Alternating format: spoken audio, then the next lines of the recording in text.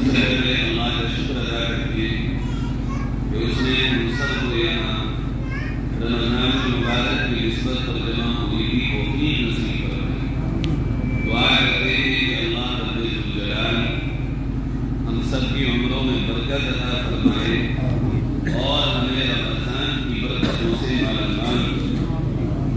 میرے بھائیوں اور بزرگوں، پیارے آقا حضرت محمد مصطفیٰ صلی اللہ علیہ وآلہ وسلم کی صحابہ کرام رضوان اللہ تعالی علیہم اجمعین کو رمضان سے پہلے جمع فرماتے اور رمضان کے بارے میں نصیحتیں بیان کرتے۔ حالانکہ صحابہ کو قرآن کو اپنی آنکھوں سے اترتا ہوا دیکھتے تھے، پیارے آقا حضرت محمد مصطفیٰ صلی اللہ علیہ وسلم کی زبان مبارک سے سنتے تھے۔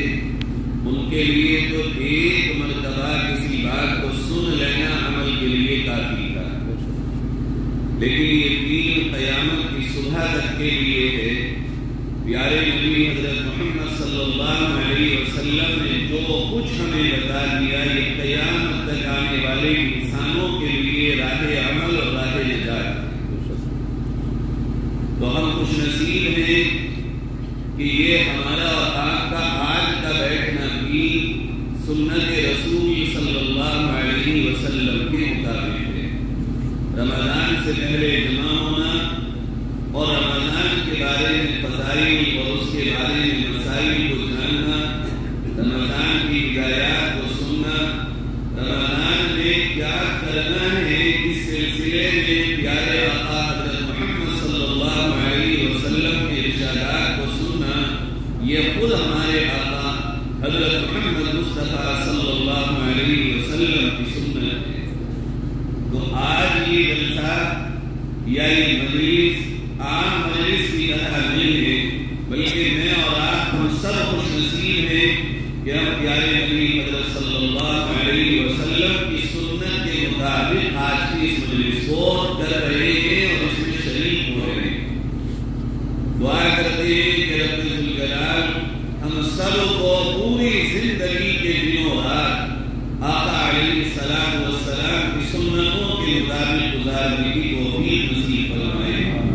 وہ خطبہ جو حضور صلی اللہ علیہ وسلم صحابہ کرام کے سامنے بیان فرماتے تھے اور دیتے تھے، اور رمضان کے تعلق سے جو نصیحتیں ہمارے آقا صحابہ کو فرماتے تھے، وہ اتنی جامع اور اتنی عظیم ہے کہ اگر ہم اور آپ ان کو سن لیں، سمجھ لیں اور ان پر عمل کر لیں تو یہ رمضان یقیناً ہمارے لیے ہماری دنیا اور آخرت دونوں میں کامیابی کا باعث بنے۔ کیا ہے وہ نصیحتیں جس کا آج کا عنوان بھی مولانا صاحب نے کہا تھا کہ آپ استقبال رمضان رکھیے گا، رمضان کا استقبال ہو، رمضان کی تیاری کے سلسلے میں آج کا پروگرام، اور یہاں آج کوئی اشتہار بھی نہیں، کوئی پوسٹر بھی نہیں، کوئی بینر بھی نہیں، چونکہ رمضان اپنے آپ میں ایک ایسا بینر اور پوسٹر ہے کہ اس کے لیے مزید کسی پوسٹر کو بنانا ہی تو لاحاصل ہے، اور ہونا بھی چاہیے کم سے کم خرچے میں بستی پہ لوگ جمع ہوں اور ایک مرتبہ کے بجائے بار بار جمع ہوں اور اپنے مقامی علماء سے، گاؤں کے علماء سے، اطراف کے علماء سے بار بار دین کو سنیں، دین کو سنیں، دین کو سنیں۔ اس سے ہماری اور آپ کی زندگیوں میں یقیناً بدلاؤ ہے، چونکہ قرآن کریم نے ہمیں اور آپ کو نصیحت کی، وذکر، دیکھو بار بار یہ تذکرے کرتے رہو، دین کو بولتے رہو۔ اگر کوئی یہ کہ ہمیں تو پتا ہے تو کس کو نہیں پتا اذان کیوں ہو رہی ہے 5 بار؟ کس کو نہیں پتا لا الہ الا اللہ محمد الرسول اللہ پھر کیوں پڑھا جا رہا ہے بار بار؟ ایمان والوں کو ایمان کی باتیں بار بار کرنا ہی نفع دیتی۔ ایمان کا معاملہ ایسا ہے جیسے ایک قطرہ پتھر پہ گرتا رہے، بوند بوند بن کے، قطرہ قطرہ بن کے پانی کا گرتا رہے، اب وہ گرے گا بہت آرام سے، لوگ بھی تو قطرہ گرتا ہے، لیکن سچی بات یہ ہے بوند بوند بھی دریا کے مانند ہو جاتا ہے۔ ایسے ایمان والا اپنی زندگی میں ایک ایک دن آگے بڑھتا ہے، ایک ایک دن آگے بڑھتا ہے، ایک ایک دن آگے بڑھے گا، اور یہ تھوڑے تھوڑے اعمال کرے گا، کبھی کچھ کرے گا، کبھی کچھ کرے گا، کبھی انسان دنیا کی مصروفیات میں بھول جاتا ہے کام کو کرنا. اب جمعے کی نماز میں اگر وقت سے آ جائے اور مولانا کی بات کو غور سے سن لے، اسے یاد آتا ہے کہ میں تو مرنے کو بھول گیا، مجھے تو مرنا بھی ہے، مجھے تو قبر میں بھی جانا ہے، مجھے قبرستان بھی جانا ہے، ایک دن مجھے کفن بھی پہننا ہے، چلو آج میں یہ بات اپنے عمل کے لیے کچھ کام کر لوں. اب وہ یہ جو یاد دلانی ہوتی ہے، ہو سکتا ہے اس دن جمعے کا دن اس کا آخری دن ہو، رات آخری ہو، اور اس جمعے میں یہ بات سن کے کوئی ایسا عمل کر لے جو اللہ کو پسند آ جائے. اس کی مغفرت باتوں کے کہنے سے دل پہ اثر ہوتا ہے، اور اگر سننے والا یہ سوچ کے سن لے بھائی میرے رب کی بات ہو رہی ہے، کہنے والا کون ہے، مجھے اس سے کیا مطلب، کس کی بات کہی جا رہی ہے، مجھے تو اس سے مطلب ہے. انظر الى من قال لا تنظر الى ما قال، انظر الى ما قال ولا تنظر الى من قال. اسے مت دیکھو جو کہہ رہا ہے بلکہ اس بات کو دیکھو جو کہی جا رہی ہے. اب ہمارے کون مسئلے پہ کھڑا ہے، اس سے ہمیں کیا فرق پڑتا ہے؟ ارے اللہ کا کلام پڑھ رہا ہے، اس سے فرق پڑتا ہے. کون یہاں بات کہہ رہا ہے، رامپور کا مولوی یا لال پور کا مولوی یا چکریا کا مولوی یا سورج پور کا مولوی یا مداری کی منڈلیوں کا یا کتبپور کا، ہمیں ہمارے نبی کی بات بتائی، یہ ہمارے لیے کافی ہے. اب اس میں یہ ضروری نہیں ہے کہ میں آ کے بتاؤں، جو بتا رہا ہو یہ مت دیکھو کہ وہ کون ہے، وہ کیا ہے، جو اس نے بتایا اگر وہ بات میرے رب کی ہے، وہ بات میرے نبی حضرت محمد صلی اللہ علیہ وسلم کی، وہ میرے کام کی ہے. دکان پہ کون بیٹھ کے بیچ رہا ہے، اس سے ہمیں کوئی مطلب نہیں. ہماری مطلب کا سودا ملے ہمیں تو اس سے مطلب. اس لیے میرے عزیزوں میں بات کو عرض کر رہا ہوں کہ اللہ کے نبی حضرت محمد صلی اللہ علیہ وسلم صحابہ کو جمع فرما کے نصیحتیں کرتے. ہم اور آپ کی نصیحتوں کے محتاج ہیں، ہم اور آپ کی دین کی بات سننے کے محتاج ہیں. ہم جیسا مولوی جو 20 سال دین کو پڑھ کے آتا ہے، خدا کی قسم کھا کے اس گھر میں بیٹھے، کبھی کبھی ہم اپنے آپ جلسے میں بیٹھے ہوتے، دوسرا مقرر تقریر کر رہا ہوتا ہے، اور کتنی باتیں وہ ہوتی ہیں جو ہمارے کام کی ہوتی ہیں اور ہمیں یاد آ جاتی. حالانکہ ہم بھی بیان کر رہے ہیں، کوئی بھی ایسا نہیں ہے مستثنا جس کو دین کی بات سننے کی ضرورت نہ ہو، جسے نصیحتیں سننے کی ضرورت نہ ہو. ہر انسان محتاج ہے کہ وہ اپنی زندگی میں دین کو بار بار سنے، تاکہ ایک نہ ایک بات پہ اس کو یومیہ یا ہفتے میں اللہ عمل کی توفیق دے دے. اور جو دل سے اخلاص کے ساتھ اللہ کی رضا کے لیے سننے کی طرف جاتا ہے، اللہ اس کو عمل کی توفیق بھی عنایت فرما دے. تو انشاءاللہ نیت کریں. آج ہی سے مجھے یقین ہے لال پور تو ہمارا اپنا گھر ہے، آپ ہمارے گھر کے لوگ ہیں، اطراف بھی پورا ہمارا اپنا ہے.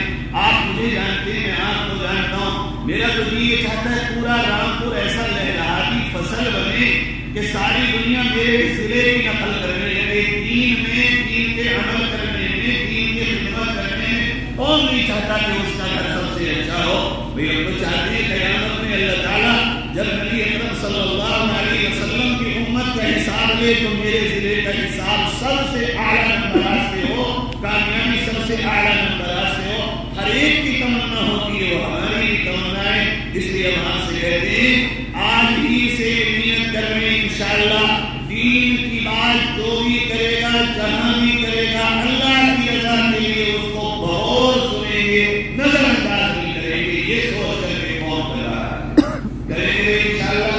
اب میں محمد سناتا ہوں آپ کو جو پیارے آقا حضرت محمد صلی اللہ علیہ وسلم صحابہ کو بیان فرماتے. صحابہ کو پتہ نہیں تھا کہ رمضان کیا ہے، پھر بھی حضور کا انداز یہ ہوتا ہے یا ایھا الناس قد اضلکم شہر عظیم. اے لوگوں سنو، یہاں لوگوں سے حضور صحابہ کو کہہ رہے ہوں گے، صحابہ سنو، قد اضلکم شہر عظیم، تمہارے اوپر ایک بہت بڑا مہینہ سایہ کرنے والا ہے. شہر مبارک، وہ بہت بڑا ہی نہیں، بہت برکتوں والا بھی ہے.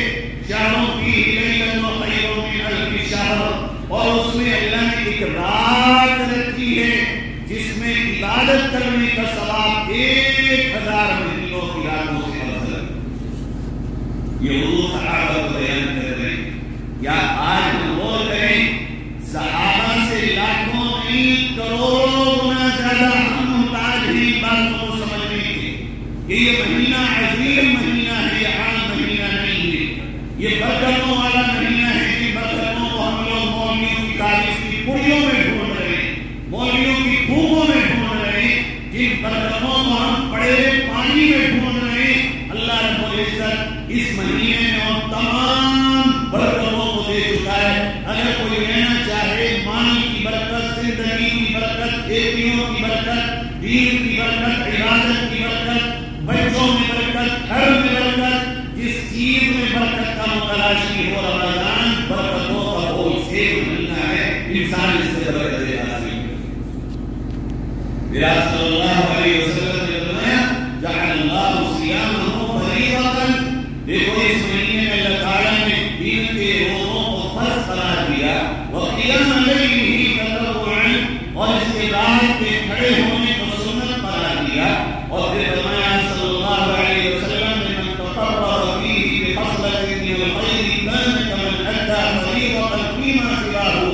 اس مہینے میں کوئی بھی نیک کام کرو، سبحان اللہ پڑھ لو، الحمدللہ کہہ لو، درود شریف پڑھ لو، لا الہ الا اللہ محمد رسول اللہ پڑھ لو، چاہے روپیہ خیرات کر لو، کسی کو پانی پلا دو افطار کے بعد، یا کسی کی خدمت کر لو، کسی کی مدد کر لو، یا کسی کو اچھی بات بتا دو، کسی کو برائی سے روک لو، کسی کو بھلائی بتا دو، کسی کی راستے کی رہنمائی کرو، جو بھی نیک کام تم کرو گے نفلی والا اللہ تعالیٰ اس کا ثواب تمہیں ایسے عطا فرمائے گا جیسے تم فرض ادا کر رہے۔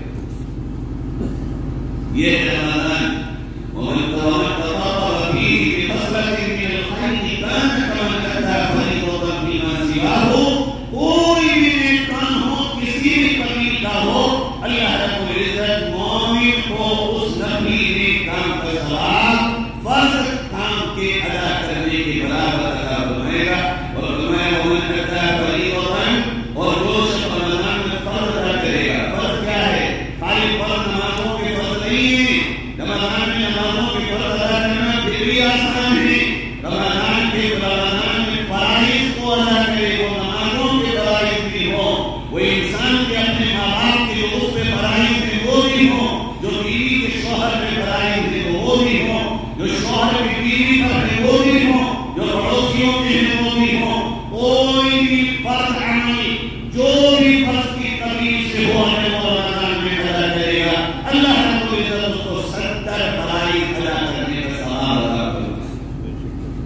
پھر آپ نے فرمایا وَهُوَ شَهْرُ الصَّبْرِ، دیکھو یہ رمضان صبر کا مہینہ ہے، ایک اس کا نام ہے رمضان کا مہینہ اور ایک اس کا نام ہے صبر کا مہینہ، وَالصَّبْرُ ثَوَابُهُ الْجَنَّةُ، اور اللہ تعالیٰ نے اس صبر کا ثواب کو صرف جنت رکھا ہے، صبر کرنے والے کے ٹھکانے کو اللہ تعالیٰ نے جنت میں بنایا ہے، جنت کے سوا اس کا کوئی بدلہ نہیں۔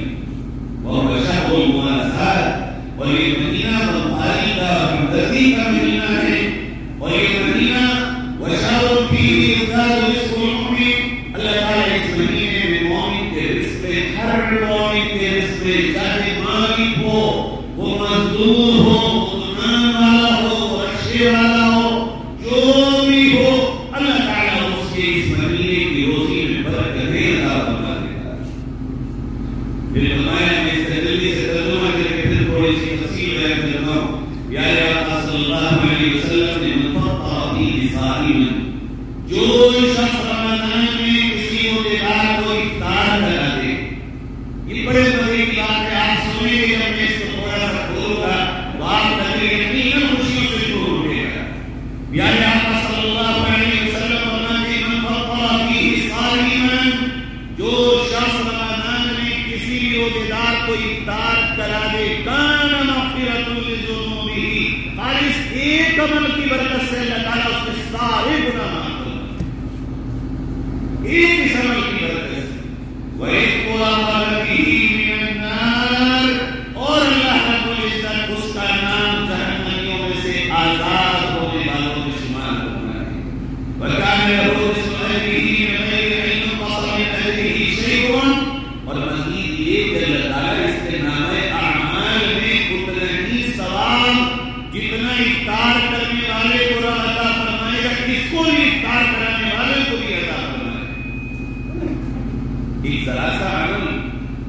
غور کرنے کی بات کہ خالی افطار کرنے کے سارے علماء افطار کرانے میں جہنم سے آزادی، افطار کرانے میں روزے دار کے برابر کا ثواب، تو دیگر اعمال جو رمضان میں باقی ہے اللہ کا بندہ اللہ کا قرب کتنا حاصل کر سکتا ہے، یہ غور کرنے کی بات۔ صحابہ کرام کو ہمارے آپ کی طرح نہیں تھے، ہمارا بھی دعویٰ آج تو بستیوں میں غریب ہی ملے، لوگ اگر خیرات کمان لے کے نکلے، پورے گاؤں میں 2-3 گھر ہیں اور اب ان کے بچے بھی کمانے لگے تو آپ ایسا لگتا ہے جیسے دیہات میں اب غریب نہیں ملے بلکہ ہر شخص کمانے والا بن گیا۔ ہٹے ہوئے پرانے پیمن لگے ہوئے کپڑے آج سے 20 سال پہلے لینے والے بہت ہو گئے۔ آج کسی کو پرانا کپڑا دو گے جا کے لے گا نہیں، کہتا جاؤ اپنے گھر میں اس کو جلا دو، مجھے ضرورت نہیں، میرا خود کا تجربہ ہے۔ تو الحمدللہ آج خوشحالی ہے، لیکن صحابہ کرام اتنے خوشحال نہیں تھے۔ صحابہ کو بہت بڑی تعداد ان کی وہ تھی جو ایک وقت کھاتی اور ایک وقت بھوکی رہتی تھی، بہت بڑی تعداد۔ تو بعض صحابہ کو خیال ہوا اور انہوں نے آپ صلی اللہ علیہ وسلم سے سوال کیا، یا رسول اللہ لیس تمنا یجد ما یفطر الصائم، اے اللہ کے نبی ہمارے پاس تو اتنا ہے ہی نہیں کہ روزے دار کو افطار کرا دیں، ہم تو خود اتنے پریشان حال لوگ ہیں، ہم کہاں دوسروں کو کھلا پائیں گے۔ آپ صلی اللہ علیہ وسلم اس بات کے بعد جو جواب ارشاد فرماتے ہیں، میرے بھائیوں پسماندہ اور غریب الحال مسلمان یہ سوچے کہ نبی کیا ہے، اس شخص کے لیے بھی اللہ کے نبی علیہ السلام نے جو بات بیان فرمائی، خدا کی قسم میرے نبی کا علاوہ کوئی اور کام کر نہیں سکتا ہے۔ آپ نے فرمایا میرے صحابہ يعطي الله هذا الثواب من فطر صائما على نطقة لبن أو تمرة أو شربة من ماء۔ اے میرے پیارے جان سالو، اللہ تعالیٰ اگر کوئی شخص خالی دودھ کے گھونٹ یا دہی کے لسی کے گھونٹ سے بھی افطار کرا دے گا، یہ تینوں ثواب اللہ تعالیٰ اس کو بھی لگا ہوا ہے۔ ہو سکتا ہے کسی کے پاس دودھ ہی نہ ہو، کسی کے پاس دہی نہ ہو، تو مدینہ کھجوروں کا شہر ہے، چاروں طرف سے مدینہ میں کھجور کے باغات ہیں، کسی کے پاس کچھ بھی نہ ہو تو کھجور ہوتی تھی۔ حضور نے فرمایا اگر یہ بھی نہ ہو، ایک کھجور سے اگر کوئی شخص افطار کرا دے گا کسی اپنے مومن بھائی کو، اللہ تعالیٰ اس کو یہ تینوں نعمتیں عطا فرمائے گا، گناہوں سے معافی، جہنم سے آزادی اور اس روزے دار کا برابر کا ثواب ہمیں عطا فرمائے۔ پھر فرمایا آئے میرے نبی تو واقعات رحمت للعالمین ہے، یہاں کے آپ غور کریے، فرمایا ایسا بھی تو میرا کوئی امت کی قیامت تک آئے گا جس کے پاس نہ دودھ ہوگا، نہ دہی ہوگا، نہ کھجور ہوگی، نہ کوئی اور چیز ہوگی کھلانے کو، چلی تو کیا یاد کرے گا کس نبی کا امتی ہے۔ فرمایا نل کا پانی، دھرتی کا پانی، سمندر کا پانی، دریا کا پانی، نہر کا پانی، جو تجھے نصیب ہو اس سے بڑھ کے ایک گھونٹ کسی کو پانی پلا کے افطار کرا دے، اللہ تجھے بھی ثواب عطا۔ اب ذرا اس پہ آ کے غور کریں کہ یہ رمضان ہمیں کیا کیا دینے آیا ہے۔ فرمایا آگے نبی کریم صلی اللہ علیہ وسلم نے، اور اگر کوئی خوش نصیب وہ ہے جس کو اللہ رب العزت نے اتنا کیا ہو کہ وہ پیٹ بھر کے افطار کرا دے، ومن اشبع صائما، اگر کوئی کسی روزے دار کو پیٹ بھر کے افطار کرا دے، فرمایا سقاہ اللہ من حوضی شربتا لا یظمأ حتی یدخل الجنہ، اللہ رب العزت قیامت کے دن اس کو حوض کوثر سے وہ پانی پلائے گا کہ جنت میں داخل ہونے تک اس کو پیاس نہیں ہوگی۔ پھر فرمایا ومن خفف عن مخلوقه فيه، اور اگر جو لوگ کچھ حال والے ہیں جن کے یہاں مضبوط کھیتوں پہ کام کرتے ہوں، دکانوں پہ کام کرتے ہوں، گھروں پہ کام کرتے ہوں، فیکٹریوں میں کام کرتے ہوں، نبی نے فرمایا اگر وہ لوگ اپنے مزدوروں کے کام کو ہلکا کر دیں، صبح کو دیر سے بلا لیں، شام کو جلدی چھوڑ دیں اور انہیں روزہ رکھنے کا موقع دیں اور کام کر لیں، اللہ تعالیٰ اس چھوٹے سے عمل کی برکت سے غفر اللہ لہ، اس کی مغفرت فرمائے گا، وَأَعْتَقَهُ مِنَ النَّارِ، اسے بھی جہنم سے آزاد فرمائے گا۔ پھر فرمایا وَهُوَ شَهْرٌ أَوَّلُهُ رَحْمَةٌ وَأَوْسَطُهُ مَغْفِرَةٌ وَآخِرُهُ عِتْقٌ مِنَ النَّارِ۔ دیکھو یہ مہینہ وہ ہے جس کا اللہ تعالیٰ نے پہلا عشرہ رحمت کا بنایا، دوسرا مغفرت کا بنایا، اور تیسرا عشرہ اللہ تعالیٰ نے اس کا جہنم سے آزادی کا بنایا۔ اب اس کو یہ مت سمجھنا کہ یہ تین بانٹ دیے ہیں، بلکہ اس کا مفہوم بہت مختصر یہ ہے کہ اللہ کی رحمت تو چاند دکھنے سے شروع ہو جاتی ہے۔ رحمت عام، اگر اس رحمت کے سمندر میں اور رحمت کی موسلادھار بارش میں کوئی مغفرت نہ کرا سکا تو اللہ تعالیٰ دوسرے عشرے میں مغفرت کو اور تیز فرما دیتا۔ مغفرت کا مطلب جس کی مغفرت ہو گئی وہ جنت سے آزاد اور جنت کا مستحق ہوا۔ فرمایا جب کوئی اتنا قابل ہو کہ دوسرے عشرے میں اپنی مغفرت نہ کرا سکا، آخری عشرے میں تو اللہ تعالیٰ جہنم سے آزادی کا کھلا اعلان فرما دیتا ہے۔ سراسری کوئی اللہ کی طرف چل کے آئے، اللہ اس کو جہنم سے آزاد فرما دیتا ہے۔ میرے بھائیوں، میرے پیارے بزرگوں، یہ حدیث ہے جو نبی صحابہ کو بیان کرتے ہوئے اس حدیث میں بیان ہوا۔ اب ایک چیز پہ ذرا تھوڑی تفصیل لے کے چلیں۔ یہ روزہ ہمیں مولانا نے بڑی تفصیل سے بتایا کیا ہے یہ روزہ۔ ہم اور آپ اس روزے کو معمولی سمجھتے ہیں، وہ باتیں مقرر نہیں کہوں گا، اس کے علاوہ میں کہہ رہا ہوں پیارے نبی صلی اللہ علیہ وسلم نے جس روزے کی ہمیں خبر دی ہے جو صبح سے شام تک بھوکا رہنے کا نام ہے، نہ کھانا نہ پینا نہ بیوی سے ضرورت پوری کرنا، یہ روزہ ہے۔ یہ روزہ خالی بھوکا رہنے کا پیاسا رہنے کا نام نہیں ہے۔ روزہ تو در حقیقت ایک فکر کا نام ہے، کھانا چھوڑا کیوں، پینا چھوڑا کیوں، تو نے یہ سب چیزیں جو حلال کی، ان حلال چیزوں سے اپنے آپ کو روکا کیوں؟ اس لیے کہ تیرے رب نے تجھ سے منع کر دیا اور تو کھانے پینے سے روک دیا۔ کوئی اور بتائے اگر انسان کے منہ کے قریب بھی کوئی چیز چلی جائے، نہیں بھی میرا روزہ ہے، لیکن کس نے کہا مت کھا، کس نے کہا مت پی، کس نے کہا کہ یہ تو کھانے پینے کے قریب نہ جا؟ میرے رب نے کہا ہے کہ فمن شہد منکم الشہر فلیصم، اگر رمضان کا مہینہ آ جائے اور تم بیمار بھی نہ ہو، مسافر بھی نہ ہو، تو تم روزہ رکھو۔ اور پیارے، یہ روزہ تو کسی سماج کے لیے نہیں، اپنی ذات کے لیے نہیں، کسی اور پیر کے اور مولوی کے کہنے سے نہیں رکھتا ہے۔ یہ روزہ بھوکا اور پیاسا رہنا صرف اور صرف اللہ کے حکم سے ہے۔ میرے رب نے کہا ہے، اس لیے میں بھوکا۔ ورنہ تو کھانا حلال ہے، پینا حلال ہے، ہر کچھ ہمارے لیے رب نے جو چیزیں زمین میں رکھی ہیں حلال و حلال میں، ہم روکے ہیں۔ جس رب نے ہمیں جائز چیزوں سے روک دیا تو وہ چیزیں جو روزے کی حالت کے بغیر بھی ناجائز تھی، ان سے کیسے ہم اپنے آپ کو غنی کرنے کی وہ کرنے کی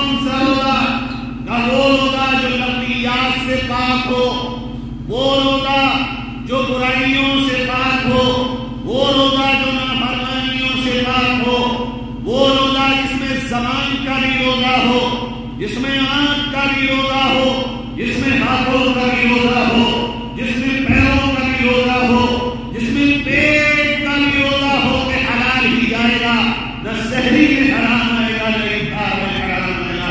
کہ اگر روزہ ایسا ہوگا تو یہ روزہ اتنا طاقتور ہے کہ جہنم کے اور تمہارے بیچ میں دیوار کے فرمایا میرے آپ کے آقا صلی اللہ علیہ وسلم نے جب تک تم اس دیوار کو اپنے ہاتھ سے نہ توڑ ڈالو، جب تک اس حال کو تم اپنے ہاتھوں سے نہ پھاڑ ڈالو، یہ دیوار گرے گی نہیں، اتنی مضبوط دیوار ہے۔ یا اللہ کا کرم ہے، کیسا رحم ہے اس کا ہمارے اوپر، خالی بھوکا پیاسا رہنے سے جہنم کو ہمارے بیچ میں دیوار بنوا دی۔ کیا ہے بھوکے پیاسے تو بہت رہتے ہیں، ہم سفر میں رہتے ہیں، اسپتالوں میں رہتے ہیں، گیہوں دھان کی کٹائیوں میں رہتے ہیں، کتنی مرتبہ ہم صبح سے شام تک بھوکے رہتے ہیں، مگر یہ بھوکا رہنا اتنا بلند ہو گیا کہ جس میں اللہ کے نبی فرمانے جہنم کے اور تیرے بیچ میں آڑ ہے، تیری ڈھال ہے، تیری دیوار ہے، کوئی چاہے نہ تو وہ ٹوٹے گی، باقی دنیا کی کوئی طاقت تیرے جہنم کے اور تیرے بیچ کی دیوار کو نہیں توڑ سکتی۔ اللہ کے نبی وہ کون سی چیزیں ہیں جو اس دیوار کو توڑ دیں گی؟ فرمایا وہ چیزیں یہ ہیں کہ تو روزہ بھی رکھے اور جھوٹ بھی بولے، تو روزہ بھی رکھے اور غیبت بھی کرے، تو روزہ بھی رکھے اور فلمیں بھی دیکھے، تو روزہ بھی رکھے اور چوراہوں پہ جا کے ایک دوسرے کے ٹھیکے بھی اڑائے۔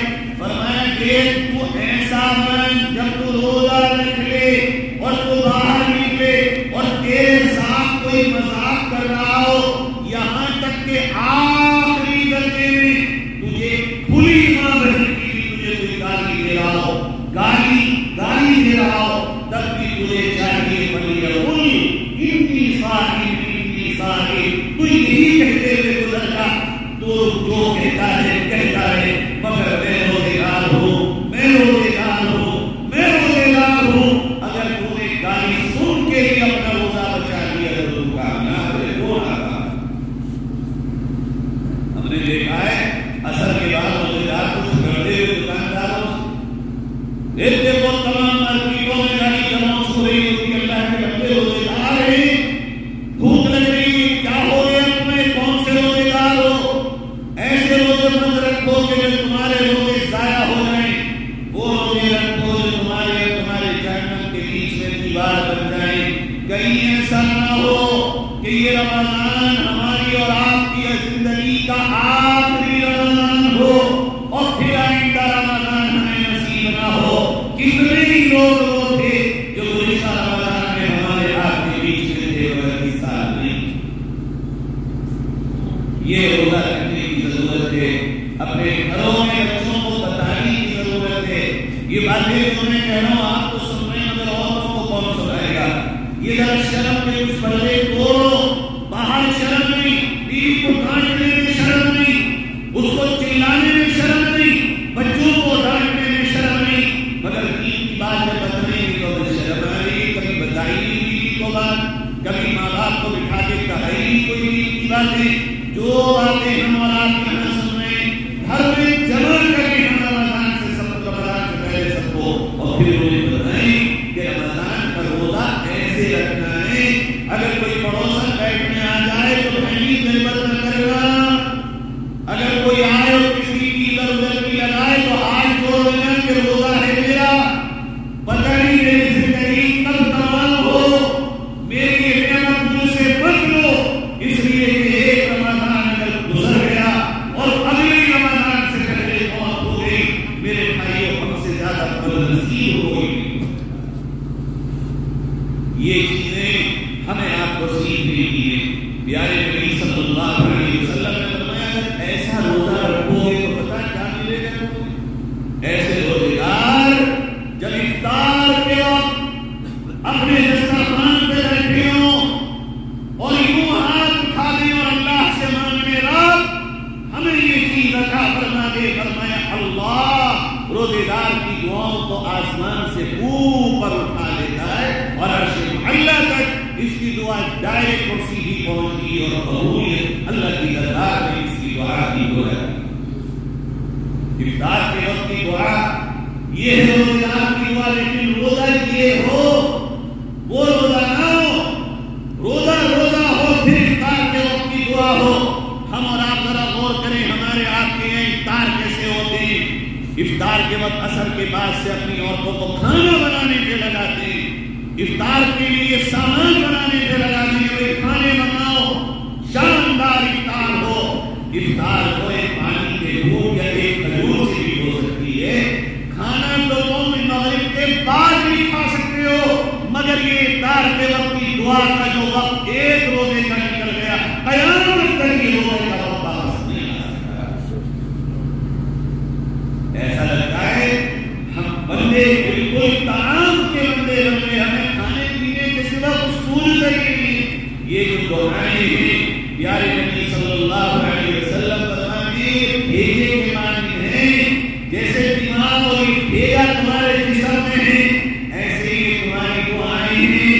اگر یہ بھیجا جام ہو جائے کونے میں چلے جاؤ گے، اسی طرح اگر تمہاری دعائیں تمہاری زندگی میں نہ ہو تو تمہاری زندگی کونے کے مانند ہے، تم چلتے پھرتے ہو کر کے جا سکتے۔ اس لیے اپنے گھروں میں افطار کا ایسا نظام بنائیں کہ بھئی افطار سے آدھا گھنٹہ پہلے کوئی کام گھر میں نہیں ہوگا، دسترخوان پہ جو ہو وہ لگا دو، نماز پڑھ کے کھانا کھایا جائے گا اور اب دعا مانگی جائے گی۔ میں آپ کو اپنے بزرگوں کے کتنے واقعات سنا سکتا ہوں، اپنے اساتذہ کے بتا سکتا ہوں، ارے یہ تو چھوڑو مولوی اور علماء ہیں، کتنے جاہل ان پڑھ لوگوں کے واقعات سنا ہوں جو مجھ سے یہ کہتے ہیں مولانا رمضان میں افطار کے وقت اللہ سے یہ مانگا اور رمضان ختم ہونے سے پہلے اللہ نے ایک واقعہ سناتا ہوں، دل بھر آئے گا۔ ہیر مردان خانے آنپور میں قریشی صاحب ہیں ہمارے دوست، ان کا پوتا نابینا پیدا ہوا، پوری محنت کے ساتھ انہوں نے ہندوستان کے ہر آنکھ کے اسپتال میں علاج کرایا۔ سارے ڈاکٹروں نے یہ کہا کہ اب تو ہم ہار گئے، علاج نہیں کر سکتے۔ اسی رمضان کی بات ہے جو گزرا ہے، میں گیا ہوں کہ یہاں ملنے کے لیے انہوں نے مجھے واقعہ بتایا، میری بھی ہچکیاں بن گئی۔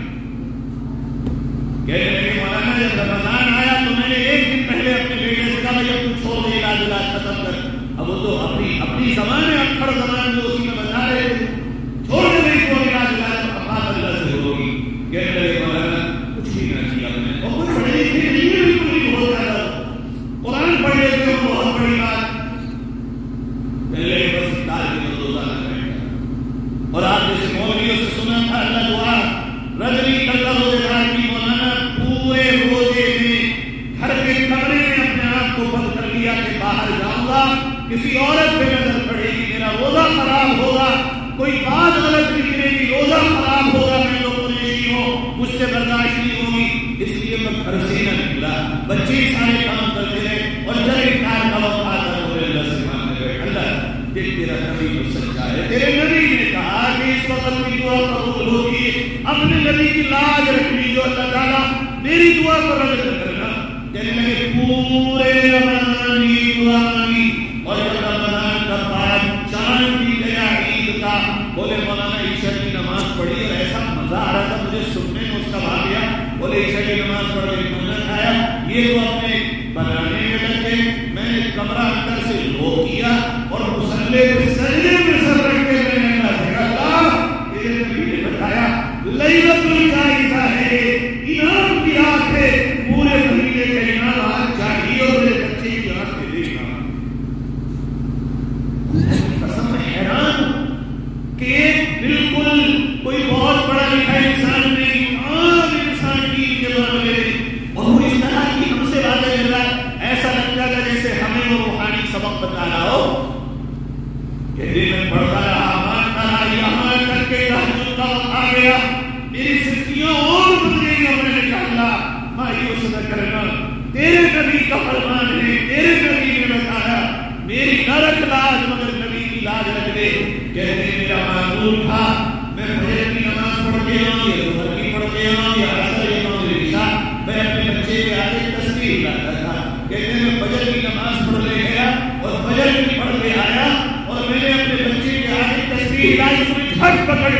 میں اس کی جواب تم اللہ کو جانو تو ذرا پہچانو تو رمضان میں تمہارا رب سے کتنا قریب ہوتا ہے. یہ تو واقعہ میں ایک عام انسان کا بتا رہا ہوں میرے بھائیوں کو جو کچھ جانتے ہیں. اگر اللہ کے قریب ہو جائے اور اس افطار کے وقت کی دعا کی طاقت کو جان لو. یہ تو ایک واقعہ ہے, ہزاروں واقعات اس طرح کے ہوں گے کہ جو اللہ کی قدرت کے نمونے لوگوں نے اپنی آنکھوں سے دیکھے ہوں. اس نے بتا دیا جانے کتنے وہ ہوں گے جو بتا دیں اور ان کا ان کے رب کا معاملہ ہے بیچ میں. اس لیے میں کہنے آیا ہوں پیارو, اس افطار کے وقت کو کھانے کے مزوں میں مت کماؤ. اور 11 مہینے آئیں گے کھانے کے, مغرب کے بعد کا وقت ہے کھانے کا, پوری رات پڑھیے, مگر یہ دعا کے وقت کو کام میں لے لو. اور دعا سے کوئی بغلی نہیں ہے, چاہے وہ امام ہو یا آپ ہو یا ہم ہو, ہر ایک کو دعا کی ضرورت ہے. اللہ رب العزت ہمیں اور آپ کو قرآن میں پیغام دیتا ہے, آواز دیتا ہے, یوں کہیے اور یوں فرماتا ہے وَقَالَ رَبُّكُمُ ادْعُونِي أَسْتَجِبْ لَكُمْ. میرے بندوں مجھ سے مانگو تو صحیح, میں تمہیں دوں گا, قبول کروں گا. تم دنیا کے سر در پہ جا کے پوچھے جا رہے ہو, میرے آگے آگے ذرا جھکے تو دیکھو, ہاتھ پھیلا کے تو دیکھو, مجھ سے ایسے ہی مان کے دیکھو جیسے دنیا میں تو مانتے.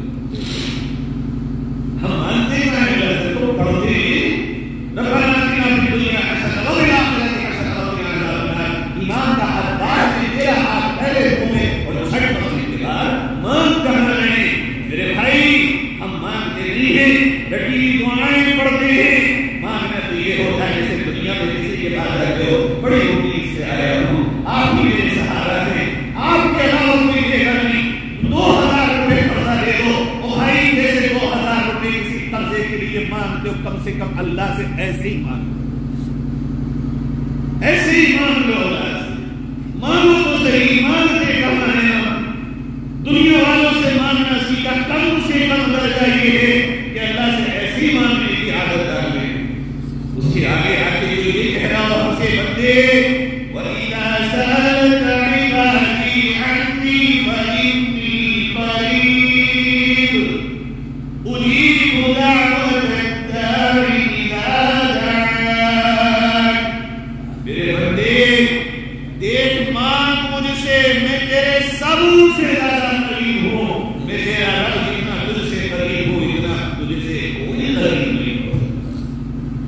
بلکہ میرا نہیں ہوتا ہے وَنَحْنُ أَقْرَبُ إِلَيْهِ مِنْ حَبْلِ الْوَرِيدِ.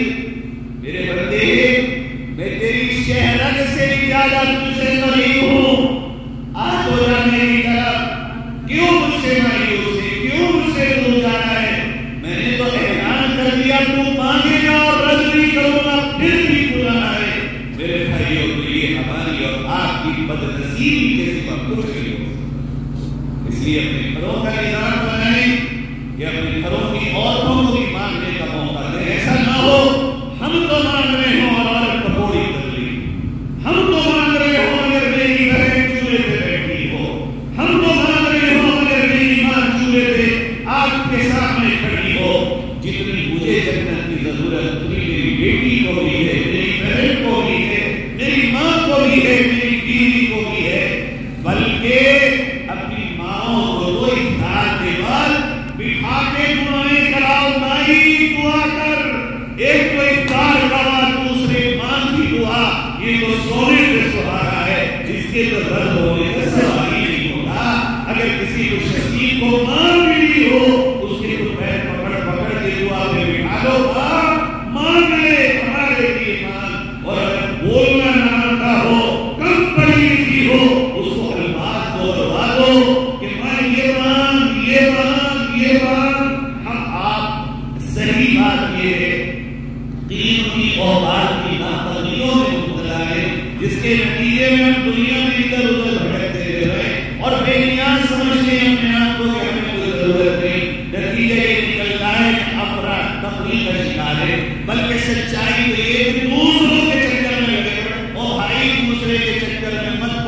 قبر کی تیاری کر، نہ جانے کب کے جنازے کا پیغام آ جائے، بلکہ یہ بھی نہیں پتا کہ میرے جنازے کو 4 کاندھے لینے والے نصیب ہو گئے، کہیں تالاب میں ڈوبا ہوگا یا ایکسیڈنٹ میں چیخڑے ہوں گے، اللہ جانے کس کا کیا حال ہوگا۔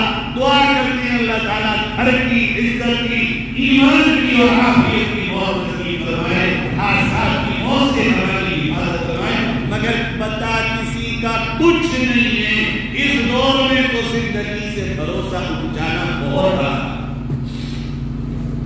فرمایا پیارے نبی صلی اللہ علیہ وسلم نے افطار کے وقت اگر ایسا روزے دار ہو اور وہ دعا مانگے، آسمانوں سے اوپر اٹھ کے اس کی دعا جاتی ہے، خدا کی قسم ہماری بھوکوں میں، ہماری دعاؤں میں وہ طاقت نہیں ہے۔ ایک عام مزدور بے پڑھا لکھا اگر روزہ رکھ لے اور افطار میں وہ دعا مانگ لے، اس کی دعا میں اسی کے لیے طاقت ہوگی، وہ ہماری دعا میں۔ فرمایا یہ روزے دار کا اللہ نے دنیا میں ایک صلہ دیا، اور ہم دنیا میں دھوکہ تجھے دنیا میں گویا تو رمضان میں پورے 11 مہینے کی برکت، عافیت، عزت، سلامتی اور سب کچھ مانگے، 1 مہینے میں 11 مہینے کا استعمال کر لے۔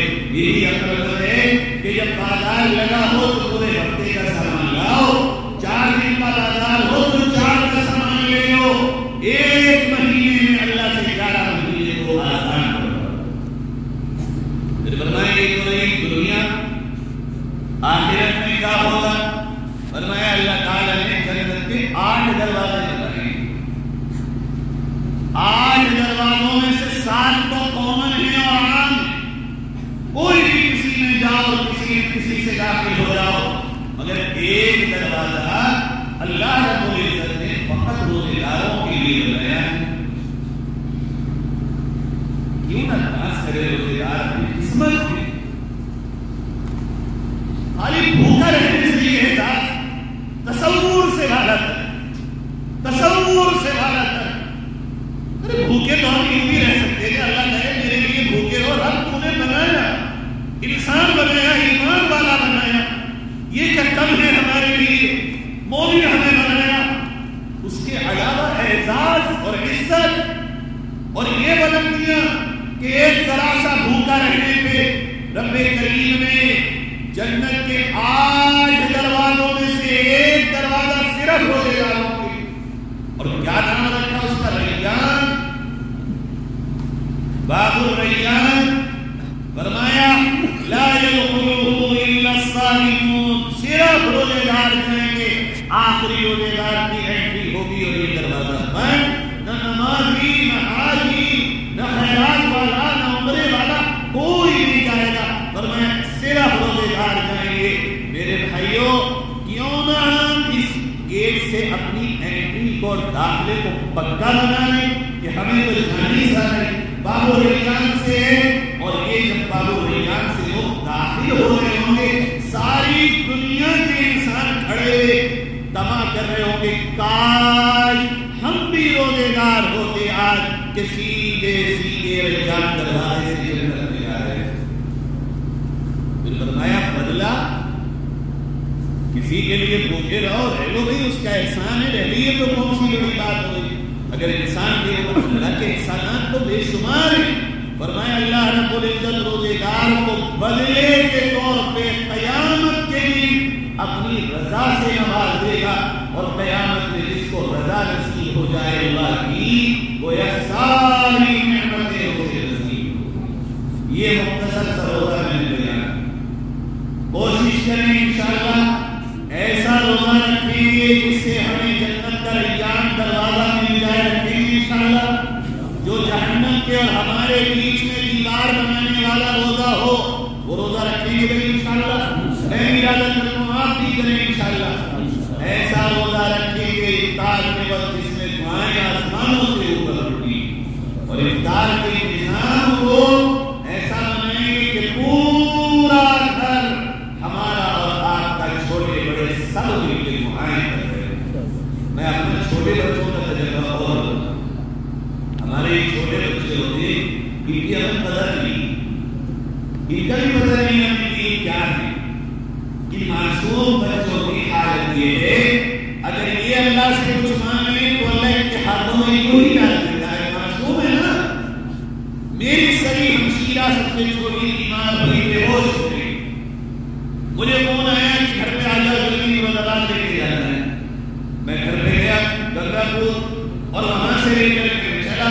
راستے میں میں نے مدرسے میں قاری صاحب کو روک کیا اور کہا یہ چھوٹے چھوٹے بچے بالکل معصوم بچے انہیں جمع کرو اور ان میں سے کسی بچے کی دعا تم کہلوا لو اور وہ پڑھ لے اور باقی آمین کہہ دے. بس میرے دماغ میں بات آئی.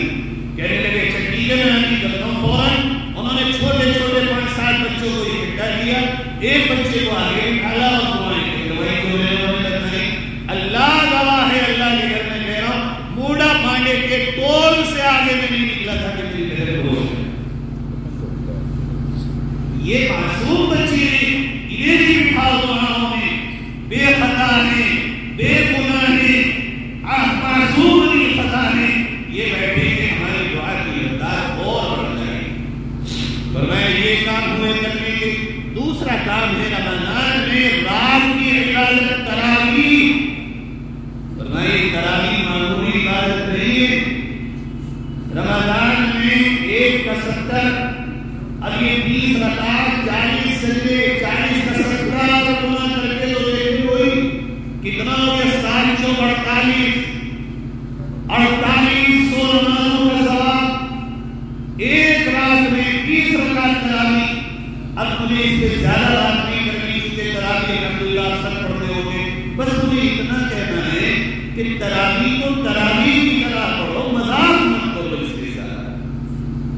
یہ جو ہم آپ کرتے ہیں تراویح کی نماز میں امام صاحب نے پہلی رکعت میں تلاوت شروع کی الحمد پڑھی قرآن پڑھا اور جب وہ اللہ اکبر رکوع کے لیے آئے تو فوراً شریک ہو گئے.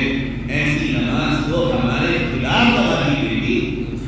پیارے نبی صلی اللہ علیہ وسلم نے فرمایا روزہ اور قرآن یہ دونوں اللہ کے دربار میں اللہ کے عرش کے سامنے آئیں گے اور آ کر اپنے روزہ رکھنے والے اور قرآن سے تعلق رکھنے والے کے حق میں یا تو شفاعت کریں گے سفارش کریں گے یا اس کے خلاف مخالفت کریں گے. فرمایا دونوں کی دونوں باتیں اللہ کے دربار میں قبول ہوگی. سفارش بھی قبول ہوگی اور مخالفت بھی قبول ہوگی. ابھی قرآن پڑھا جا رہا ہے اللہ کا کلام ہے. ہم وہاں بیٹھے ہوئے کیوں نہیں تھک گئے اتنے سے تھک گئے تو یہ تراویح کی نماز در حقیقت قیامت کے اندھیروں سے اجالے کی طرف لانے کی چیز ہے. یہ تراویح کی نماز در حقیقت تمہارے قبر کا سامان ہے. یہ 20 رکعت کی نہیں ہے. یہ قرآن کل قبر میں ہمارا دوست بن کے آئے گا. جہاں سارے تعلق اور روشنیاں دنیا میں رہ جائیں گی وہاں یہ قبر ہمارا قبر میں ہمارا کٹر جیوی دوست انیس اور مونس بن کے آئے گا. اور ہم اپنے ہاتھوں سے اسے گوارے ہوں گے. خاص طور پر جوان میرے پیارے جوان تم جوان ہو تم بیٹھے ہو باہر اور قرآن ہو رہا ہے اللہ کا تم جوان ہو. بوڑھے کھڑے ہیں بزرگ کھڑے ہیں اور تم جوان ہو اور جوان اللہ کے کلام کو سنے والے بیٹھے ہوئے. ہائے میرے جوانوں ایسے جوانوں پہ تو کبھی بھی میرے نبی ناز نہیں کر سکتے. ایسے جوان ہمارا سرمایہ کیسے رکھ سکتے کیسے ایمان کی حفاظت کرو گے یہ تو بتاؤ. آنے والا وقت تو بڑا خطرناک ہے. وہ تو نہ جانے کیا کیا قربانیاں تم سے مانگے گا. اگر تم سے آج تراویح نہ کھڑا ہوا گیا تو کل میدان میں کھڑے ہو کے کیا مقابلہ اللہ کے لیے تم سے ٹانگیں نہ کھٹائی جائے تو تم اپنا خون اور پسینہ ڈالو گے اللہ کے نام پر. یہی سے شروعات ہوگی. وہ جوان جو چلا ہو کے بیٹھ کے کہتے ہیں حالات بدل دیں گے انقلاب پیدا کر دیں. یہ صرف نعرے ہیں اور وقتی بھپارے ہیں. اصل تو یہ ہے جب تک یہ نہ بدلے یہاں کا یہ دل کا ٹکڑا نہ بدلے تب تک کوئی چیز بدلنے والی نہیں ہوگی. صحابہ دل میں میدان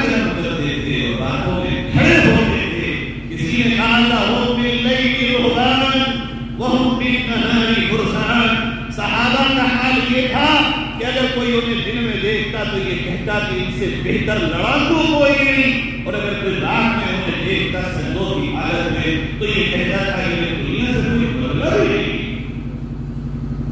ایسے کھڑے ہوتے تھے پورے بھی، جب تراویح کی نماز ہوتی کہ تھک جاتے تھے تو لکڑیوں پہ اپنی بغل میں لگا کے ٹیک لگا لیا کرتے تھے، مگر تراویح نہیں چھوڑا کرتے۔ میں آپ کو اس پر ایک واقعہ سنا جوانوں، جن کاموں پہ تم غرور کرتے ہو، جن کے تھکنے کا تمہیں شکوہ ہے کہ 20 رکعت تراویح میں تم تھک جاتے ہو۔ میں 2018 میں حج میں تھا، میں نے ایک منظر کعبے میں دیکھا، اور اس منظر کو دیکھنے کے بعد آج تک شدید عذر کے بغیر کبھی بیٹھ کے نماز پڑھنے کی ہمت میں نہیں کر سکا۔ ایک شخص میں نے دیکھا جس کے گھٹنوں سے اوپر پیر نہیں تھے اور یہاں ہاتھ نہیں تھے، چاروں ہاتھ پیر نہیں۔ ظہر کی نماز میں حرم میں داخل ہوئے، کئی لوگ تھے، ہم نے دیکھا کہ وہ گھسٹ کے کعبے میں طواف کر رہے ہیں، یہ کوہنیوں سے اپنے آپ کو گھسیٹ رہا اور کعبے کا طواف کر رہا ہے۔ خیر لوگ اس کو چاہتے ہیں سہارا دے دیں، ویل چیئر والے آتے، کرسی والے آتے، وہ اشارہ کر کے منع کر دیتا، تو اشارہ کیسے کرتا تھا؟ ان سے اپنے بازو کے بس اس کے اشارہ کر کے اور یوں کعبے کی طرف اشارہ کرتا۔ ظہر پڑھ کے ہمارے اثر میں گئے، اثر کی نماز پڑھ کے پھر مطاف میں ہم داخل ہوئے، دیکھا کہ اثر کے بعد بھی وہ شخص طواف کر رہا۔ مغرب کے بعد پھر شوق ہوا اسے دیکھنے کا کہ دیکھیں تو صحیح، کوئی حبشی تھا، دیکھا کہ مغرب کے بعد بھی طواف کر رہا ہے۔ ظہر سے لے کے چاروں ہاتھ پیر ختم ہونے سے اللہ کی محبت میں اور عشاء کا طواف میں اپنے آپ کو گھسیٹ رہا ہو۔ سچی بات یہ ہے، جنت کے عاشق، جنت کے طلبگار، اگر ان کے پاس کچھ بھی نہ ہو وہ اس طرح کی جنت کمانے کو بھی نہ ہو۔ یارو یہ بتانے کے لیے تو یہ سمجھ لو یہ تمہاری ہے، یہ سمجھ لو یہ ہمیشہ رہے گی۔ کتنے ہی لوگوں کو جوانی میں تمانے میں ایکسیڈنٹ تم نے بھی دیکھا ہے، کتنے ہی وہ تھے جو بالکل ٹھیک ٹھاک چلتے تھے، آج ان کے ہاتھوں میں بیٹھتے ہیں وہ کرتے۔ اس میں غرور نہ کرو، یہ اللہ کی دی ہوئی امانت ہے، جب وہ چاہے گا لے گا۔ اللہ آپ میں سے کسی سے کہے مرتے جب تک اللہ سارے انسان کو باقی رکھے، مگر اللہ کی دی ہوئی امانت اللہ کی راہ میں اس کو لگا کے اس کا حق ادا کرو۔ جہاں تک کہ چور چور ہو رہی ہو تاکہ ہمارے گھر پہ ہمارے ٹریکٹر چلاتا ہے، نام کی بتاؤں میں تاکہ کوئی بات نہ ہو، پورے دن ٹریکٹر پہ کام کرنا، بلکہ میں تو تم بھائیوں سے ہی کہتا ہوں، تم سب کی نمازیں شاید اس کی وجہ سے قبول ہو رہی ہوگی۔ روزہ رکھنا، ہونٹوں پہ پپڑی کا تم نے لفظ سنا ہوگا، میں اپنی آنکھوں سے دیکھتا ہوں اس کی پپڑی، اور یہاں بھی نہ جانے کتنے مزدور ہوں گے، اور پوری 20 رکعت تراویح اگلی صف میں پڑھنے والا وہ نوجوان ہے جو پورے دن مزدوری کر کے 20 رکعت تراویح پڑھتے ہیں، اور ہم بیٹھے بٹھائے بیٹھے اور لوگوں میں شامل ہو گئے۔ یہ در حقیقت ہم اپنی مخالفت کا گواہ تیار کر رہے ہیں۔ قرآن کو اللہ کے دربار سے شوق کے ساتھ سنو، یہ اللہ کا قرآن ہے، اللہ کا کلام ہے، اللہ نے خود اس کو پڑھا ہے۔ پتہ ہے کیا ہے قرآن؟ اللہ نے اس کو سب سے پہلے تلاوت کیا۔ یہ کوئی صفت نہیں ہے جو دنیا میں مخلوق بن کے آئی ہو اور ختم ہو جائے گی۔ یہ قرآن اللہ کا کلام ہے، یہ ہمیشہ سے ہے، ہمیشہ تک رہے گا۔ اس کی ادنا سی عظمت اللہ کو خوش کرنے کے لیے کافی ہے۔ تمہیں کچھ بھی سمجھ میں نہ آئے، یوں ہی کھڑے ہو جاؤ اور یوں سمجھو کہ اللہ کا قرآن پڑھا جا رہا ہے، اللہ کا کلام پڑھا جا رہا ہے۔ یقین کرنا 4-5 دن کے بعد تمہاری آنکھوں سے آنسو نکلنا خود شروع ہو جائے گا۔ یہ تجربہ کرے بس اللہ کی طرف متوجہ ہو، اللہ کا قرآن پڑھا جا رہا ہے، اللہ کا کلام ہے، اللہ کا قرآن ہے۔ کعبے میں اور مدینے میں لوگ جاتے ہیں، کیوں ان کے آنسو نکل گئے؟ سمجھ میں تو یہ نہیں آتا ہے کہ دنیا میں ہوا چل گئی بغیر سمجھے مت پڑھو۔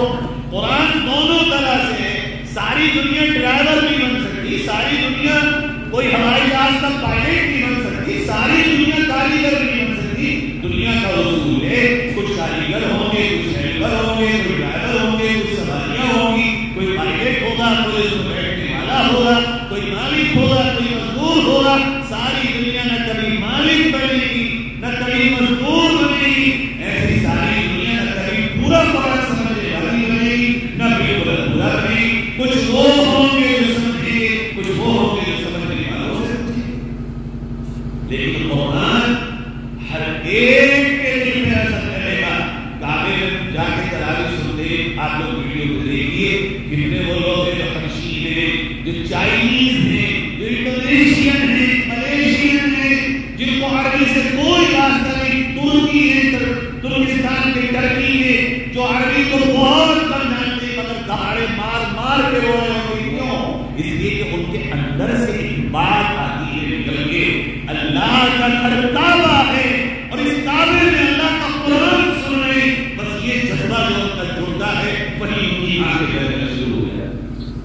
اس جذبے کے ساتھ انشاءاللہ تراویح اگر ہم پڑھیں گے، پیارے نبی نے فرمایا من قام فی رمضان ایمانا و احتسابا، اگر کوئی شخص رمضان کی تراویح کو ایمان کے ساتھ اور ثواب کی نیت سے اللہ کی رضا کے لیے پڑھ لے، فرمایا خرج من ذنوبہ، وہ اپنے گناہوں سے ایسے پاک ہو جائے گا جیسے آج بھی مر کے پیٹ سے پیدا ہو. یہ ہے قرآن اور یہ ہے رمضان اور یہ ہے تراویح. تو انشاءاللہ جتنے بھی زمانے بزرگوں سے تو میں کہتے نہیں، آپ تو ماشاءاللہ ہمارے لیے رہنمائی کا ذریعہ ہے، بلکہ آپ تو اس امت کو سنبھالے ہوئے ہیں جو بزرگ ہیں. میں جوانوں سے کہتا ہوں انشاءاللہ ارادہ کرو آج کہ پوری 20 رکعت تراویح پہلی اللہ اکبر سے لے کے آخر تک اسی جذبے کے ساتھ سنیں گے انشاءاللہ. اپنے گھر کی عورتوں سے بھی کہو تراویح کو پابندی کے ساتھ پڑھیں، بالکل ترک نہ کریں. کھانا کم بنائیں، 2 آئٹم نہ بنائیں، 1 بنائیں، 4 نہ بنائیں، 1 بنائیں، مگر تراویح کو نہ چھوڑیں. گھر کی عورتوں کو جا کے سبق دے. کیا ہوا؟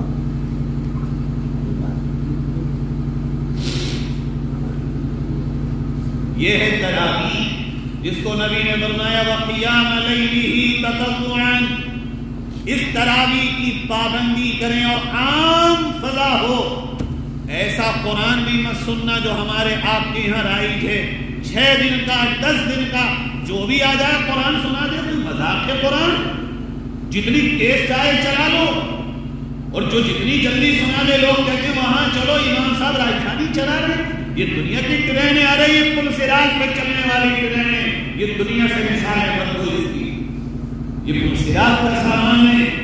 اگر کوئی امام جلدی قرآن پڑھائے فوراً کہہ دو امام صاحب پل صراط پار کرنا ہے، یہاں ٹھکا دو مگر وہاں بیٹھا کے مت گر. قرآن کی طرح پڑھے میرے بھائی. یہ جو ہم نے اپنے یہاں قرآن کا ماحول بنایا، خاص طور پہ ہمارے شہر میں تو بڑا عجیب ماحول ہے. 6 دن کا قرآن، 7 دن کا قرآن، 10 دن کا قرآن پڑھ رہے ہیں. میں ایک پارہ 1 گھنٹے سے کم نہیں پڑھ پاتا. ہو سکتا ہے کم سے کم 1.25 گھنٹہ جو لگے گا. 3 پارے 1.5 گھنٹے میں تراویح میں پڑھنے کی تک ہماری سمجھ میں نہیں آتی. یہ تو مذاق ہے قرآن کے ساتھ. اگر 10 ہی دن کا سننا ہے تو قرآن سنو. سننے والے سے طے کرو کہ قرآن ہی سناؤ گے، جان سے چھٹکارا بھی دلاؤ گے. یہ کوئی ہمارے اوپر قبضہ ہے اللہ کا جو 10 دن میں قرآن سنا کے اتار دیا اور پھر الگ طرح سے سنتے رہو؟ میرے پیاروں میرے بزرگوں ایسا ہرگز نہیں. اور اس کو خوش مت ہو کہ جلدی ہمارا وقت فارغ ہو جائے. تھکے ہوئے اگر کھڑا نہ ہوا جائے کسی بزرگ سے بیٹھ جاؤ، بیٹھ کے پڑھ لو. اس کی تو گنجائش ہے مگر جلدی کی گنجائش نہیں کہ تراویح میں جلدی جلدی قرآن ہو. اگر جلدی جلدی قرآن ہوگا اور قرآن کا حق ادا نہیں ہوگا تو یقین کر لو پھر قرآن کا دل پہ اثر بھی نہیں ہوگا. اور یہ قرآن جلدی جلدی والا قیامت کے دن میرا آپ کا سہارا بھی ہونے والا نہیں. اس لیے سننے والا، سنانے والا ڈھونڈ کے لاؤ کون نیک ہے. اس بات پر ترجیح مت دینا کہ یہ مسجد مسجد کے صدر کا بیٹا اگر داڑھی کٹا ہو صدر کا نہیں وہ راشٹرپتی کا بیٹا ہو ہمارے لیے اس کی کوئی معنی نہیں رکھتا. ہم مصلی پر قرآن اللہ کا سننے کھڑا کر رہے ہیں, متولی صاحب کی بہت سننے کھڑا نہیں کر رہے ہیں. کوئی 6 سال کا بیٹا ہو, مالدار کا بیٹا ہو یا مولوی کا بیٹا ہو, اگر وہ شریعت کے تقاضوں کو پورا نہ کرتا ہو مصلی پہ کھڑا ہونے کا حق نہیں. وہ آئے گا چاہے وہ فقیر کا ہو, غریب کا ہو, مزدور کا بیٹا ہو, جو شرع پوری کرتا ہو, 5 وقت کا نماز 11 مہینے فجر میں آتا نہیں, عشاء میں آتا نہیں, 11 مہینے بیٹھ کر کے آئے تباہی اپنی زندگی کو کرتا ہے, کہنے کو حافظ ہے, اور جب رمضان آیا میں تو پھرنا سیکھ کر لگا ہوں, میں سنا چل کام کر تو سنائے اللہ کا قرآن تیرے باپ کی جاری نہیں.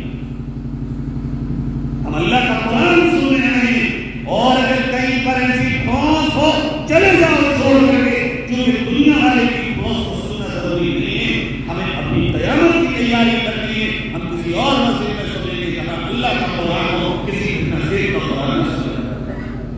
جو دیکھو تو رمضان سے 5 مہینے 2 مہینے پہلے 15 دن پہلے خط چھوڑ دے گا, آگے قرآن سنائے گا. یہ قرآن تھوڑی سنا رہا ہے, یہ تو اس لیے سنا رہا ہے کہ بھول نہ جائے قرآن.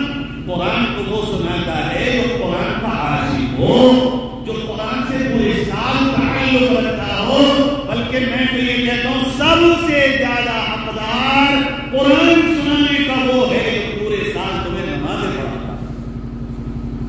اس سے بڑا حقدار ہو پورے سال نمازیں کو پڑھائے امام, وہ کہے قرآن تمہارا بچہ آ کے سمجھ کیوں بھائی, تو نماز بھی بچے سے پڑھواؤ, اسے ایمان بناؤ, اس لائق بناؤ کہ وہ نمازیں پڑھا سکے.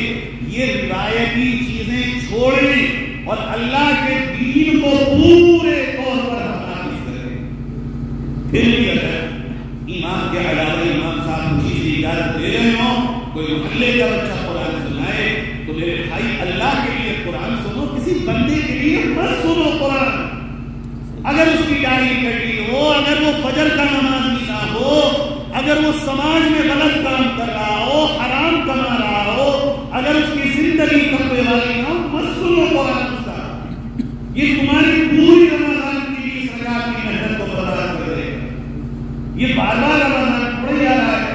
اب وہ الحمدللہ اچھے بچے موجود ہیں, اچھے گزارا موجود ہیں, طلبا موجود ہیں جو دین کو پڑھتے ہیں. ان اچھوں کا اچھا قرآن سن کے اپنی آخرت کو اچھا کرنے کی کوشش.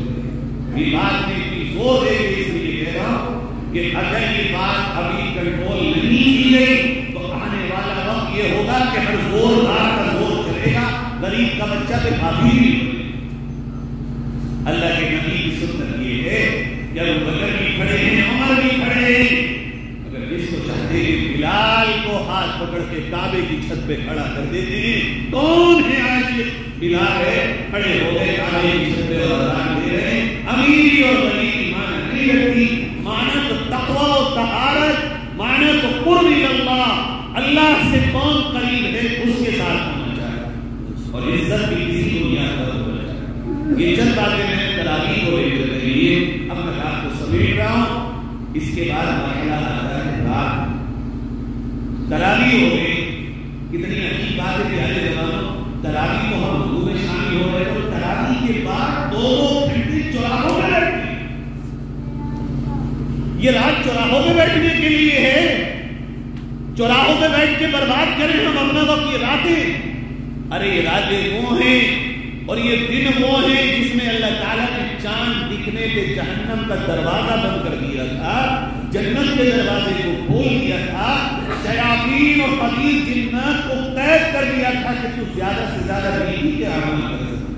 کیا کھا رہے ہیں؟ حلیم. لال پور سے لوگ رامپور میں حاجی خانے پہ حلیم کھانے جا رہے ہیں. صاحب کئی جگہ ختم قرآن کی دعا, تکبیر قرآن کی دعا کرا کے نکلا. میں نے دیکھا بڑے آس پاس کے گاؤں کے 10-10 کلومیٹر دور کے نوجوان کیا کرنے آئے ہو؟ سلام کیا, مسافہ ہوا, جب مولانا حلیم کھانے آئے تو لیکن جنت کی نہر کا دودھ پسند نہیں مجھے, تجھے جنت کا شہر پسند نہیں, تجھے جنت کا محل پسند نہیں. یہ رات حلیم کھانے کی رات نہیں ہے, یہ تو جنت کے شہر, جنت کا دودھ اور جنت کی شرابوں کی نہریں ڈوبنے کی رات ہے. بیٹھ کے رات میں پرچون کی دکان پہ بیٹھے بیڑی پی ہے. ارے ایک بیڑی پینا چلو ہم تو جائز نہیں کہہ رہے پیو, مگر ہے اگر عادت ہوتے بیڑی پی کے اپنے گھر میں سو جاؤ. چوراہوں پہ اپنے وقت کو جوانوں برباد مت کرو, جلدی سو جاؤ اور تہجد سے 1 گھنٹہ پہلے اٹھ جاؤ. وہ وقت وہ ہے جو سحری کا وقت ہے. اس وقت اللہ تعالیٰ 7ویں آسمان سے اوپر عرش معلیٰ سے پہلے آسمان پہ آ جاتا ہے اور اعلان فرماتا ہے کوئی مغفرت کا چاہنے والا ہے, کوئی مجھ سے سوال کرنے والا ہے, کوئی ضرورت مند جو مجھ سے مانگے. بھائیو اللہ سوال کر رہا ہو اور اس وقت میں ہم نہ مانگ رہے ہوں, اللہ ہمیں پکار رہا اور ہم نہ آ رہے ہوں, ہم سے زیادہ محروم کون؟ تہجد کے وقت کو ضائع نہ کرو. 2-4 گھنٹے جو بھی سونا ہو فوراً سو جاؤ, صبح میں اٹھ جاؤ اور پڑھ جاؤ سجدوں میں. یہ 8 رکعت جو مولانا نے بتائی اس کو پڑھ لیں. تہجد کا معنی یہ ہے کہ تہجد پڑھنے والا کتنا ہی کیسا کیوں نہ ہو مگر اللہ کے دربار میں وہ اتنا پیارا ہو جاتا ہے کہ اللہ تعالیٰ عرش اعظم پہ بیٹھ کر اس پہ فضل فرماتا ہے. میرے بھائی تہجد میں پڑھنے کے بعد سحری کھا لیں. اب یہ رمضان پورا آپ کے 24 گھنٹے کا رمضان مختصر میں نے بیان کر دیا. 2 باتیں رہ گئی جو اس رمضان کے لیے بہت ضروری ہے. فرمایا اس رمضان میں سب سے اہم چیز کیا ہے؟ ان سارے اعمال کا, روزے کا, تراویح کا, تہجد کا, قرآن کا, درود کا, کلمے کا, استغفار کا, جنت کو ماننے کا, جہنم سے پناہ مانگنے کا, یہ تمام جو صبح سے لے کے اگلی صبح تک تم کر رہے ہو یہ صرف یہ ہے کہ تمہاری اللہ تعالیٰ مغفرت کرے. اگر مغفرت نہ ہوئی فرمایا اللہ کے نبی ایک مرتبہ منبر پہ چل رہے, پہلی سیڑھی میں قدم رکھا فرمایا آمین, دوسری میں رکھا فرمایا آمین, تیسری میں رکھا فرمایا آمین. صحابہ نے پوچھا اللہ کے نبی آج تو آپ سے وہ بات سنی ہے جو آج سے پہلے نہیں سنی. اللہ کے نبی صلی اللہ علیہ وسلم نے فرمایا جب میں نے پہلی سیڑھی پہ قدم رکھا تو جبریل امین آئے. جانتے ہو جبریل امین کون ہے جوانوں؟ جبریل کون ہے جانتے ہو؟ فرشتوں کے سردار, سب سے اعظم, سب سے اعلیٰ اور سب سے عظیم فرشتے کا نام ہے سردار جبریل علیہ السلام. اور سارے فرشتوں میں ایک ہی فرشتے ہیں جن کو قرآن پڑھنا آتا ہے, باقی کوئی فرشتہ قرآن نہیں پڑھ سکتا. تو وہ ہو جو چھوٹے اور بڑے سب قرآن پڑھ سکتے ہو.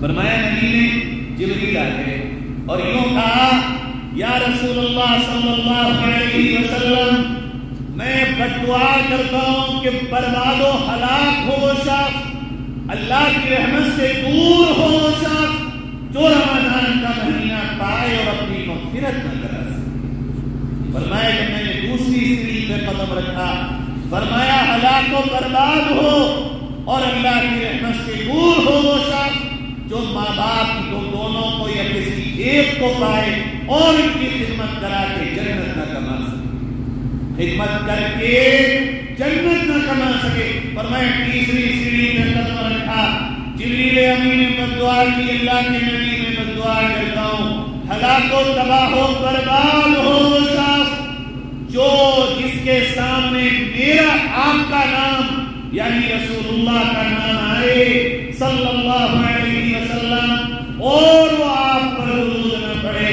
تینوں بددعاؤں پر نبی نے آمین کہا ہے.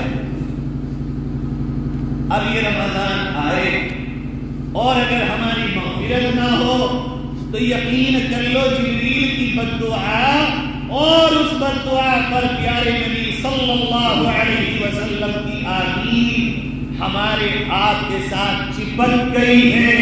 اب یہ پورے سال ہماری اور آپ کی بربادی کو ہمارے آپ کے قریب کرے گی, آبادی کو قریب کرے گی. اس لیے دیوانے بن کے رمضان میں ہر دم اپنی مغفرت کی اللہ سے دین مانگے تاکہ جبریل کی بددعا سے بچا جائے اور اس بددعا پر نبی کی آمین سے حفاظت ہو. اس رمضان میں ایک رات آتی جو پورے مہینے میں کبھی بھی ہو سکتی ہے, خصوصاً خصوصاً آخری عشرے میں، اور آخری عشرے میں 27ویں رات میں ہونے کا اس کا چانس زیادہ ہوتا ہے، اس رات کو کہتے ہیں لیلۃ القدر یا شب قدر۔ فرمایا میرے آپ کے آقا صلی اللہ علیہ وسلم نے اس رات میں کوئی کھڑا ہو، مفہوم ہے، بیٹھا ہو، لیٹا ہو، جیسی بھی حالت میں ہو، اگر اللہ کو یاد کر لے اور اللہ کے ذکر میں بیٹھ جائے، اللہ سے مانگ لے، اللہ کی یاد میں بیٹھا ہو، اللہ کا ذکر کر رہا ہو، اللہ کو یاد کر رہا ہو، فرمایا ایک لمحے کے لیے بھی اسے موقع مل جائے، اللہ تعالیٰ اس کے سارے گناہوں کو معاف کر دے۔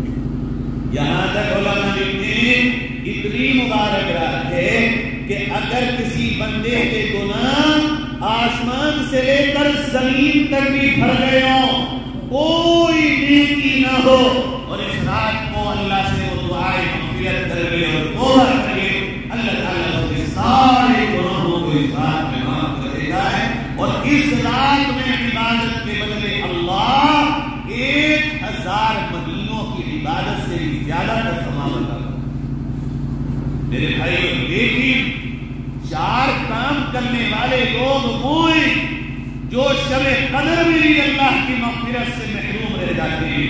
کون ہیں وہ لوگ؟ فرمایا شراب پینے والا اگر شب قدر میں ہو، یہاں تک کہ وہ کعبے میں ہو، کعبے کا غلاف اس کے ہاتھ میں ہو، اور شراب سے توبہ نہ کی ہو اور اللہ سے مغفرت کی دعا کر رہا ہو، نبی فرماتے ہیں کہ اللہ تعالیٰ اس رات میں شرابی کے علاوہ سب کی مغفرت کرتا ہے، لیکن شرابی کی مغفرت نہیں کرتا۔ آپ سمجھتے ہوں گے مسلمان شراب کہاں پی رہا ہے؟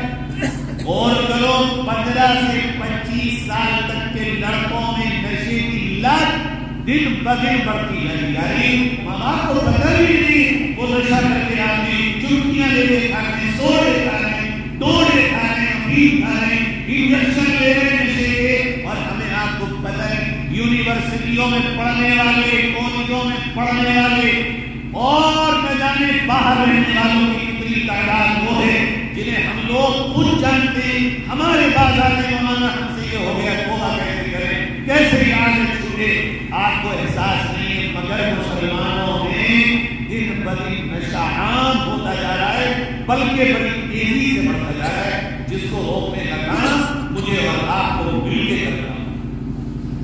کہیں ایسا نہ ہو میری آپ کی اولاد نشے کی حالت میں ہو، اللہ نہ کرے، اللہ نہ کرے ہم میں سے کسی کی اولاد نشے میں مبتلا ہو، اگر ہے تو شر قدر میں مغفرت نہیں۔ فرمایا نمبر 2، وہ شخص جو رشتہ داریوں کو توڑنے والا ہو، اگر وہ شر قدر میں بھی آئے گا، یہاں تک کہ اللہ کے گھر کعبے میں موجود ہو، یہاں تک کہ وہ کعبے کے غلاف کو ہاتھ میں تھامے ہوئے اللہ کو پکار رہا ہو، اگر قاطع رحم ہے، رشتہ داریوں کو توڑنے والا ہے، پیارے نبی صلی اللہ علیہ وسلم فرماتے ہیں شب قدر میں اللہ اس کو معاف نہیں کرتا۔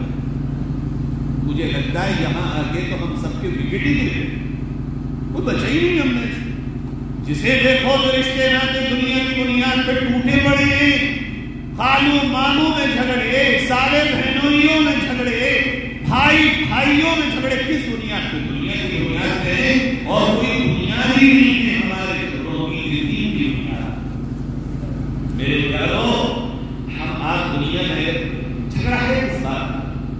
صرف اسی بات کا کہ میں نیچا نہیں بنوں گا، میں چھوٹا نہیں بنوں، آپ اگر ایگری کرتے ہو اس کے علاوہ کوئی جھگڑا ہے؟ میں نہیں جھکوں گا، میں اس سے کم ہوں، میں کیوں جھک جاؤں؟ چاہے سگا بھائی کیوں نہ، جھکنے کو تیار نہیں، چونکہ ہم نے آپ نے نبی کو جانا نہیں ہے، ابھی نبی کو پڑھائی کہاں ہے، ابھی تو سیریل ہی دیکھے، ابھی تو دنیا کے کارٹون ہی دیکھے، ہم نے نبی کو کہاں دیکھا، نبی کو کہاں پڑھا؟ اگر نبی کو پڑھ لیا ہوتا، سمجھ لیا ہوگا، خدا کی قسم جھکنے میں جو مزہ آتا ہے وہ اکڑنے میں کبھی مزہ نہیں آتا۔ نبی صلی اللہ علیہ وسلم یہ بات میں اس لیے بتا رہا ہوں، اگر یہاں کوئی بھی شخص ایسا ہو جس سے داماد سے، ساس سے، یا اس کی بیوی کا اپنی، اس کی بہنوں سے، یا اپنی نندوں سے، یا اس کے خاندان میں اس کے کسی بھی رشتے دار پرکار کا دنیا کی بنیاد پہ کوئی جھگڑا ہو، آج ہی کل صبح ہی ان کے فون کر کے اس سے معاملہ حل کر گیا. کہیں ایسا نہ ہو کہ ہمارا آپ کا یہ رمضان بھی ہمارے ہاتھوں سے چھوٹ جائے. اللہ کے نبی جن کے لیے ساری دنیا قربان ہو تو کم ہے، اتنے احسانات ہیں ان کے ہمارے اوپر، لیکن منبر پہ کھڑے اور وہاں سے صحابہ جنہوں نے سب کچھ نبی کے نام پہ قربان کیا ان سے کہہ رہے ہیں اے میرے صحابہ، اگر تم میں سے کسی پر میں نے کوئی زیادتی کر دی ہو تو میں تمہارا نبی اور رسول محمد صلی اللہ علیہ وسلم، میں تمہارا نبی تم سے کہتا ہوں یا تو مجھے معاف کر دو یا مجھ سے بدلہ لے لو. ہم میں سے کوئی ہے ذکر والا جو یہ اعلان منبر پہ کر سکے؟ لیکن سرکار تو عالم صلی اللہ علیہ وسلم منبر پہ کھڑے ہو کے یہ اعلان کرائے یا تو بدلہ لے لو یا پھر مجھے معاف کر دو. ایک صحابی کھڑے ہو، اللہ کے نبی میرا معاملہ ہے آپ کے ساتھ، میں تو بدلہ لوں گا. ہم مولوی تو رفع رفی کرتے ہی کہہ دیا رفلی طور پر. نبی نے رفلی نہیں کہا، نبی منبر سے نیچے اتر آئے، صحابہ کی چیخیں نکل گئی، کیا ہو رہا ہے؟ نبی سے کوئی بدلا ہے نا؟ وہ صحابی آگے بڑھے، ہاں بھی بتاؤ کیا ہے تمہارا معاملہ؟ اللہ کے نبی آپ نے میری کمر پہ گھنٹی باندھی تھی، میں اس کا بدلہ لینا چاہتا ہوں. آپ نے فرمایا ڈنڈی لائی جائے، ڈنڈی آئی اور ان کے ہاتھ میں لی اور کہا لو اپنا بدلہ لو اور یقین اپنا معاملہ دنیا میں صاف کر لو. اور اللہ کے نبی جب میری کمر پہ آپ نے ڈنڈی ماری تھی تو میری کمر گندی تھی، کمر پہ کپڑا نہیں تھا اور آپ کی کمر پہ چادر ہے. آپ نے فرمایا چادر ہٹا دی گئی، اب بدلہ لو، اب لو بدلہ، لیکن معاملے کو رفع دفع کر لو. وہ صحابی آگے بڑھے، فوراً نبی دونوں کانوں کے بیچ میں جو اور کی اسے چوما اور کہا اللہ کے نبی بدلہ لینے تھوڑے آیا ہوں، میں تو صرف اس کو چومنے آیا ہوں، میرا تو یہ مقصد ہے. میرے بھائی یہ ہے ہمارے نبی جو اپنے آپ کو اس طرح پیش کرتے ہیں اپنی امت کے سامنے. وہ میرے آپ کے تو سگے بھائی ہیں، میرے آپ کے تو سگے رشتے دار ہیں جن سے میں نے اور آپ نے منہ موڑا. مجھے آپ سے دیتا ہے کہ میں اور آپ اپنوں سے ہی منہ موڑ لیں. جن کا نبی اپنے آپ کو یہاں پیش کرنے کا ہو، جو یہ کہنے کا ہو کہ آپ اس سے بدلہ لے لو. اگر تم اپنے چھوٹے بھائی کے ساتھ یہ کہہ دو کہ ارے میں بڑا صحیح مگر ہو سکتا ہے مجھ سے غلطی ہو گئی ہو، معاف کر دے میرے پیارے، میرا بھائی ہے، مت ناراض ہو. اگر پھر بھی کوئی ضدی ہو نہ بنے اس کے حال میں چھوڑو، مگر اپنی طرف سے پوری کوشش کر کے اس کو بنانے کے لیے آگے بدتوڑوں رشتے داریاں لے لے کے یہ اپنے رشتے ہم نے بنائے، یہ اللہ کے بنائے ہوئے رشتے، یہ بھائی بہن، یہ داماد، یہ تمام رشتے جو ہمارے آپ کے خونی رشتے ہیں، یہ اللہ نے بنائے ہیں، ہم نے نہیں بنائے. اور قرآن نے جا بجا کہا ارے ایمان یہ نہیں کہ تم کرتے ہو، لیکن البر من آمن باللہ والیوم الآخر والکتاب والنبیین وآتى المال على حبه ذوي القربى وآت ذا القربى حقه إن الله يأمر بالعدل والإحسان وإيتاء القرآن ہرا پڑا ہے. قرآن کہتا ہے رشتے داروں کے حقوق ادا کرو، ان سے تعلق بناؤ، ان سے جوڑ کے چلو، کیونکہ یہ رشتے تم نے نہیں بنائے، اللہ نے بنائے ہیں. اللہ کے بنائے ہوئے رشتوں کو مضبوطی سے پکڑ. یہ ہے دین، یہ ہے نبی کا طریقہ. اکڑوں میں نبی نے بتایا جو شخص اللہ کے لیے جھک جائے، من تواضع للہ رفعہ اللہ، جھکنے والا ہمیشہ اللہ کی نگاہ میں بلند ہو جاتا ہے. اور جو اپنے دل میں اپنے آپ کو سمجھے میں ہوں بڑا، میں ہوں بڑا، میں ہوں، تکبر میں مبتلا ہو جائے. فرمایا جو اپنے آپ کو بڑا سمجھتا ہو حقیقت میں وہ اللہ کی نگاہ میں، دنیا کی نگاہ میں ذلیل ہے. اور ایسے شخص کو اللہ تعالیٰ ایک وقت ایسا لے کے آتا ہے کہ لوگوں کی نگاہ میں حقیر سے بھی بدتر بنا اور فرمایا جو شخص اپنے آپ کو چھوٹا بنا لے اللہ کی نگاہ میں لوگوں کی نگاہ میں وہ بہت بلند ہو رہا ہے یہاں تک کہ وہ اللہ سے ملاقات کرے گا کل قیامت میں اس کی بلندیاں سارا زمانہ دیکھے گا کہ آج بھی انکساری اور تواضع والا اور اپنے آپ کو چھوٹا بنا کر کے چھوٹ کر کے جینے والا کل قیامت میں اتنا بلندیوں پر فائز ہوگا کہ ہم آپ کو تصور نہیں کر سکتے. اچھا ایک بات عقلی طور پر سن لو, چھوٹا بنتے جینے میں مزہ نہیں ہو. کوئی کچھ کہہ کے چلو ہم تو نہیں چھوٹے, کوئی کچھ بھی کہہ کے چلا ہم تو نہیں چھوٹے.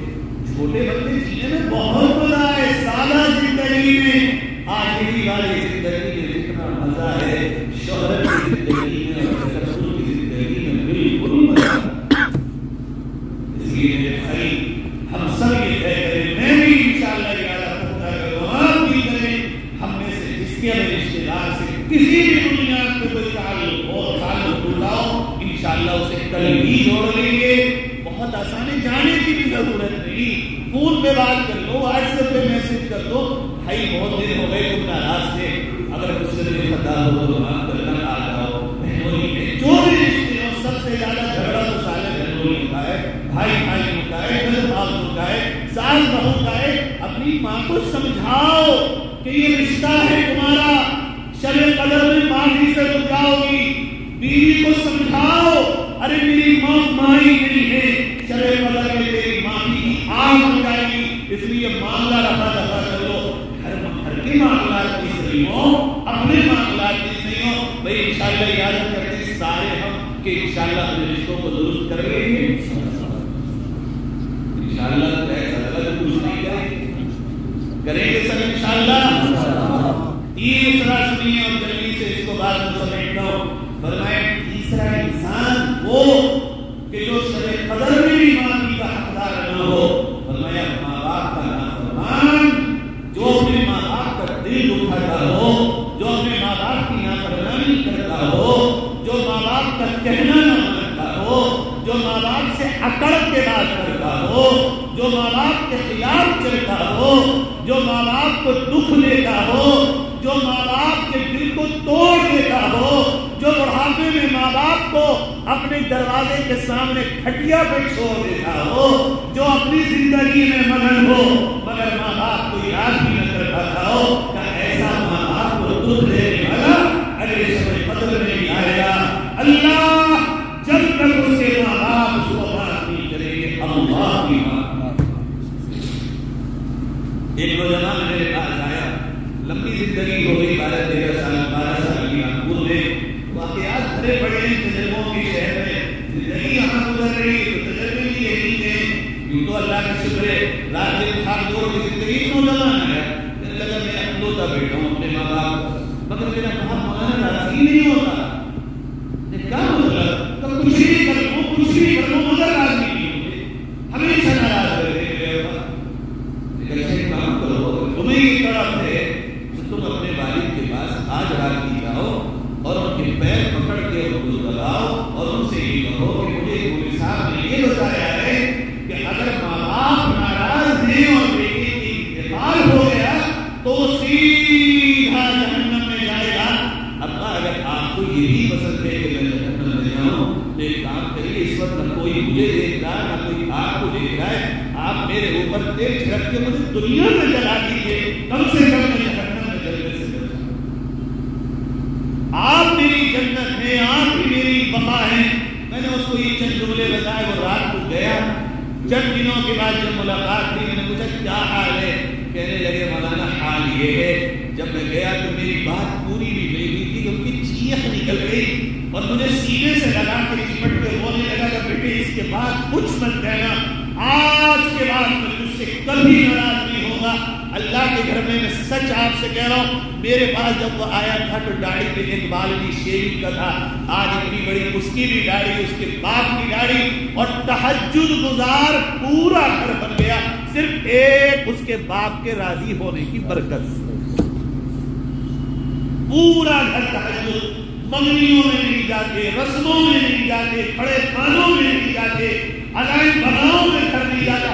ہر ایک بلا سے اللہ نے بتائی کی برکت سے، ہر ایک بات کو راضی کرنے کی برکت سے اللہ نے پورے گھر کو جنت کے لیے داخل کر دیا.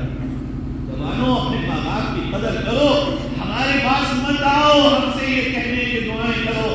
دعا کا خزینہ تو تمہارے گھر میں ماں باپ کی شکل میں ہو. ان کو راضی کرو اور ان کو راضی کر کے رمضان کی مغفرت کے حقدار بن جاؤ.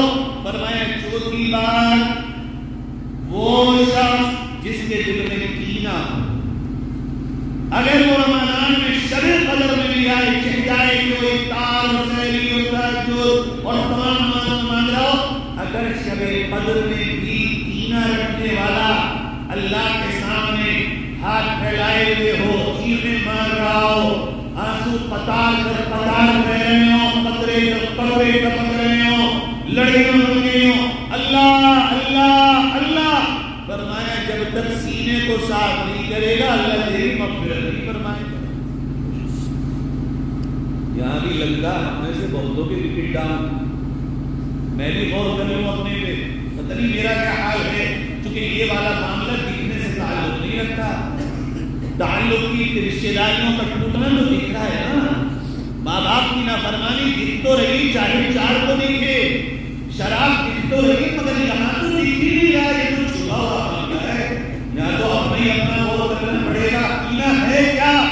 سادہ سے لفظوں میں بتا دوں، دوسرے کے غم پہ خوش ہونا اور خوشی پہ غمگین ہونا، اور اسی صورت حال کو باقی رکھنا. اس کو خوشی مل گئی تو یہاں غم، اسے غم ملا تو یہاں خوشی، اور اس کی تباہی کے لیے کسی صورت برباد ہو برباد ہو برباد ہو برباد ہو برباد ہو. یہ تو اللہ سے لڑائی ہے، تو اللہ سے بغاوت ہے. اللہ کسی کو خوشی دے رہا ہے تو کہہ رہا غم میں مبتلا، اللہ تو نے خوشی کیوں نہیں دی؟ اللہ کس سے پوچھ کے دے گا بھئی. یہ تو اللہ سے لڑائی ہے نا، اللہ کے فیصلے سے ٹکرانا ہے.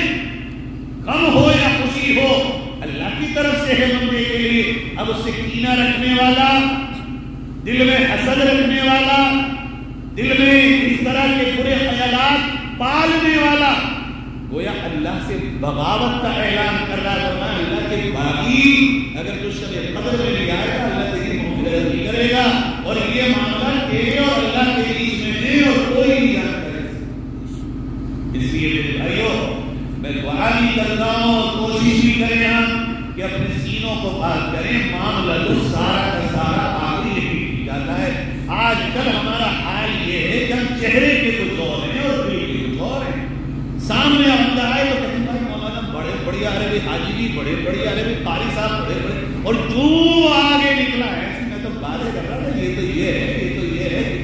یہ جو دو چہرے ہو گئے ہمارے، سامنے کچھ، پیچھے کچھ، اندر کچھ، باہر کچھ، ایسے لوگ تو منافق ہوتے ہیں، ایسے لوگ تو توڑے ہوتے ہیں، اور ان کا انجام تو دنیا میں بھی اچھا نہیں ہوتا اور آخرت میں تو جہنم کے آخری درجے میں نکل جاتا ہے. اس لیے میرے بھائی دوغلے مت بنو، جو ہو وہ رہو، جو اندر ہو وہ باہر ہو. اگر کسی سے تکلیف ہے یا تو معاف کر دو یا سامنے کہہ دو کہ آپ کی یہ بات مجھے میں نے اس لیے کہی کہ میں گنہگار نہ بنوں. اگر صحیح ہو تو مجھے درست کر لیجیے، اور اگر یہ میری بات صحیح ہو تو آپ درست ہو جائے گی. سامنے اسے اکیلے میں عزت نفس کے ساتھ بات کرو، مگر ایسا تو مت کرو کہ سامنے کچھ اور پیچھے کچھ. بہت بڑی تعداد مسلمانوں کی کسی صورت حال سے لگی ہوئی، ڈر لگائی ڈر بجھائی، یہ پہلی وہ پہلی. فرمایا میرے بھائی نبی کریم صلی اللہ علیہ وسلم نے جس کے دل میں کینہ ہے شب قدر میں بھی معاف نہیں ہوگا. ابھی شب قدر آنے میں وقت ہے، انشاءاللہ ہم چاروں کاموں سے سچی توبہ بھی کریں گے، ان کے حل بھی تلاش کریں گے انشاءاللہ، اور انشاءاللہ ثم انشاءاللہ پختہ ارادہ کر لیں کہ اس رمضان میں تو اللہ سے معافی کرانی ہے. کرانا بھی انشاءاللہ، مغفرت کرانی ہے انشاءاللہ. جو کچھ بتایا گیا اس پہ عمل کر لینا. مختصراً روزے کو روزے کی طرح رکھنا، روزے میں غلط کام مت کرنا، روزے میں روزے کی افطار کے وقت دعاؤں کا اہتمام کرنا، تراویح کو تراویح کی طرح پڑھنا، جان چرائی کی طرح مت پڑھنا، راتوں میں چوراہوں کو آباد مت کرنا، جلدی سو کے تہجد کے سجدوں سے اللہ کو یاد کر کے اپنے دلوں کو آباد کرنا، فجر کے بعد جو بھی آرام کا ہو آرام کر کے اپنے کاموں میں لگنا، ادھر ادھر اپنے وقت کو برباد نہ کرنا، ہو سکے کم سے کم ایک پارہ تلاوت کرنا، ایک تسبیح درود کی پڑھنا، ایک تسبیح استغفار کی پڑھنا، ایک تسبیح کلمہ طیبہ کی پڑھ لینا، اور اللہ سے چلتے پھرتے اٹھتے بیٹھتے اللہ مجھے جنت دے دے، اللہ میں تیرا روزگار بندہ ہوں، مجھے جنت دے دے، اللہ میرے جسم پہ، میرے گھر والوں کے جسم پہ جہنم کو حرام کر دے، جلتے پھرتی دعائیں مانگتے رہنا، اور رمضان میں رمضان آنے سے پہلے رشتہ ناطہ ٹوٹا ہو سنبھال لینا، اگر کوئی دور دراز کا بھی مسلمان شرابی مل جائے اسے سبق دینا کہ وہ توبہ کرے، اگر ماں باپ ناراض ہوں انہیں راضی کرنے کی ہر حال میں فکر کرنا، دلوں میں کینے ہوں کینے سے اپنے آپ کو صاف کرنا، اور کینے کا بہترین علاج یہ ہے کہ جو بھائی تمہیں اچھا نہ لگتا ہو تم نام لے کے اس کے لیے دعا کرنا شروع کر دو، فائدہ یہ ہوگا کینے کی جگہ محبت ہوگی، اور تمہاری دعا کے فرشتے تمہارے لیے وہ دعا کر ڈالیں گے، اللہ جو یہ اس کے لیے مانگ رہا ہے تو اس کو بھی عطا کر دے۔ یہ چند کام ہیں جو میں نے دیر میں بتائے ہیں، اللہ تعالیٰ ہم سب کو عمل